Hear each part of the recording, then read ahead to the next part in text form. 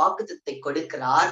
நீங்கள் கட்டுகிறவர்கள், நீங்கள் பாலாய் கிடந்தவைகளை கட்டி எழுப்ப போகிறீர்கள். பாலாய் கிடக்கிற வாழ்க்கைகளை கட்ட போகிறீர்கள். பாலாய் கிடக்கிற ஆவிக்குரிய வாழ்க்கைகளை கட்ட போகிறீர்கள். மற்றவருடைய வாழ்க்கையை நீங்கள் கட்டி எழுப்ப போகிறீர்கள் என்று ஆண்டவர் உங்களுக்கு வாக்கு கொடுக்கிறார். எத்தனை பேர் ஆயத்தமா இருக்கிறீங்க? சொல்றீங்களா?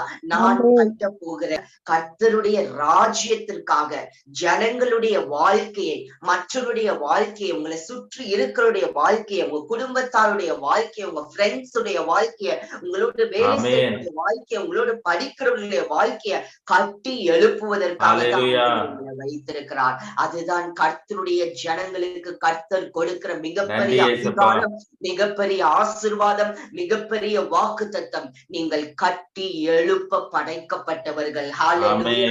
எத்தனை பேர் விசுவாசிக்கிறீர்கள்? நான் கட்டி எழுப்ப படைக்கப்பட்டவர்கள், நான் கட்டி எழுப்ப